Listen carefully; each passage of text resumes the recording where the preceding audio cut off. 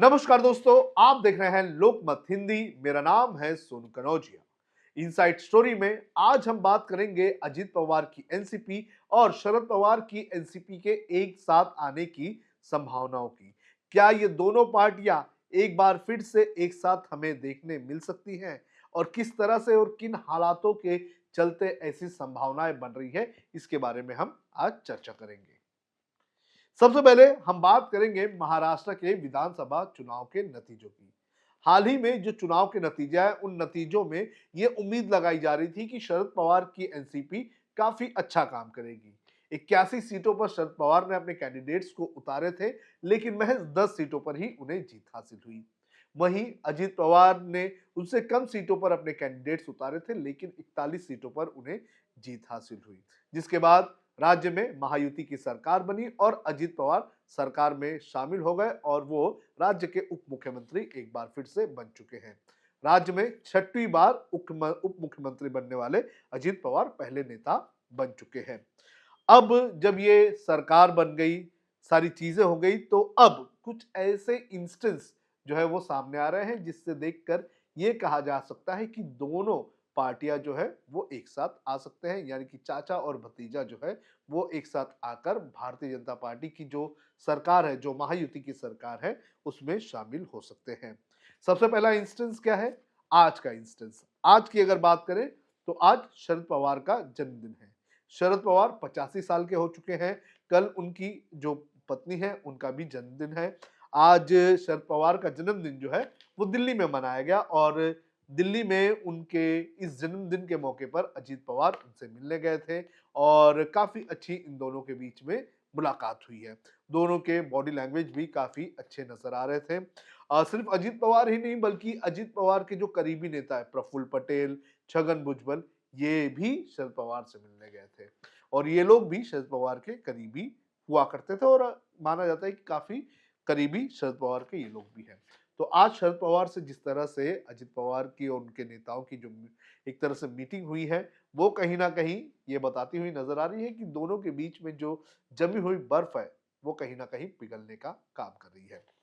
इसके बाद दूसरा इंस्टेंस जिसकी वजह से ऐसा कहा जा सकता है कि दोनों के बीच में दूरियां कम हो सकती है। चुनाव के नतीजे जब आए थे तो चुनाव के नतीजों के बाद एक वीडियो सामने आया था। इस वीडियो में जो रोहित पवार है वो अजित पवार से एक कार्यक्रम के दौरान मिलते हुए नजर आ रहे हैं। दोनों एक दूसरे के सामने से जाते हैं और अजित पवार बड़े ही मजाकिया अंदाज में उनसे कहते हैं कि आके मेरा पैर छू, तू हारते हारते बच गया है और ये सोचना कि अगर मैंने वहां पर रैली की होती तो तेरा क्या होता। तो इस वीडियो से और इस ये जो बातचीत हुई थी दोनों के बीच में, इससे ये नजर आ रहा है और इससे ये बातें भी होने लगी हैं कि क्या अजित पवार ने रोहित पवार को जिताने का काम किया था और क्या अजित पवार ने जानबूझकर रोहित पवार के सामने रैली नहीं की थी। ये संकेत इस पर्टिकुलर वीडियो से जाता हुआ नजर आ रहा है। तीसरा, हाल ही में महाराष्ट्र में जो 3 दिन का विधानसभा का सत्र हुआ था, उसमें जयंत पाटिल ने एक बयान दिया था। जयंत पाटिल कौन है? महाराष्ट्र एनसीपी शरद पवार के अध्यक्ष हैं और उन्होंने एक बयान दिया था और कहा था कि हमारी पार्टी जो है वो सही समय पर सही निर्णय लेती है। काफी हंस हंस के वो अजित पवार को देखते हुए ये बयान दे रहे थे। तो ये जो 3 इंस्टेंस है वो ये बता रहे हैं कि हो सकता है कि ये दोनों पार्टियां एक साथ हमें देखने मिले। अब इन दोनों के एक साथ आने से किसको कितना फायदा हो सकता है और पार्टी के हिसाब से कितना फायदा पार्टी को मिल सकता है। पहली बात तो अगर ये दोनों एक साथ आ जाते हैं तो अजित पवार की बार्गेनिंग पावर महाराष्ट्र में बढ़ सकती है। वो कैसे? देखिए, लोकसभा में शरद पवार के पास 8 एमपीज है और अजित पवार के पास 9 एमपी है, एक एमपी है और इन दोनों को एक साथ मिला दिया जाए तो एनसीपी के 9 एमपी हो जाते हैं। और जो एनडीए की सरकार केंद्र में है उसमें अगर देख लिया जाए तो बीजेपी के बाद चंद्रबाबू नायडू, नीतीश कुमार, ये पार्टियां आती हैं। उसके बाद तीसरी पार्टी आती है एक नाथ शिंदे की शिवसेना, जिसके पास 7 एमपीज हैं। तो अगर इस लिस्ट में शरद पवार और अजित पवार एक साथ आ जाते हैं तो 9 एमपीज के साथ जो एनडीए है उसमें जो एनसीपी है वो चौथी बड़ी पार्टी बन सकती है। इसके बाद असेंबली में महाराष्ट्र असेंबली की अगर बात करें तो शरद पवार के 10 और अजित पवार के 41, टोटल 51 एमएलए हो सकते हैं। और इससे जो अजित पवार की जो दावेदारी है राज्य में और केंद्र में दोनों जगह पर बढ़ सकती है। और इन दोनों चीजों से अगर देख लिया जाए तो हो सकता है कि केंद्र में कोई एक कैबिनेट बर्थ उनकी पार्टी को मिल जाए और असेंबली में हो सकता है कि कुछ ज्यादा मंत्रालय उन्हें मिले। इसके अलावा शरद पवार को क्या फायदा हो सकता है?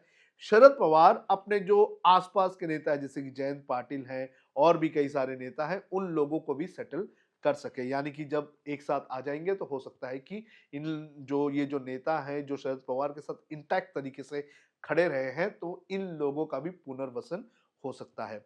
ऐसी सिचुएशन में अगर देख लिया जाए ना तो शरद पवार चाहेंगे कि वो ज्यादा दिन तक सत्ता के बाहर रहे और ना ही अजीत पवार कुछ चाहेंगे कि वो अपने चाचा के खिलाफ आने वाले 5 साल तक रहे।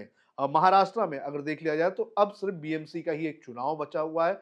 और अगर बीएमसी के चुनाव के बाद बात करें तो उसके बाद महाराष्ट्र में 5 साल तक कोई भी चुनाव नहीं होने वाला है।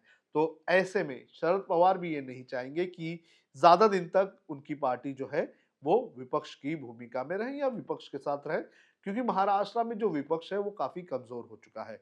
शरद पवार के पास महज 10 ही विधायक हैं और बाकी उनकी जो सहयोगी पार्टियां हैं कांग्रेस और जो शिवसेना है उनके पास कुल मिलाकर 37 विधायक हैं।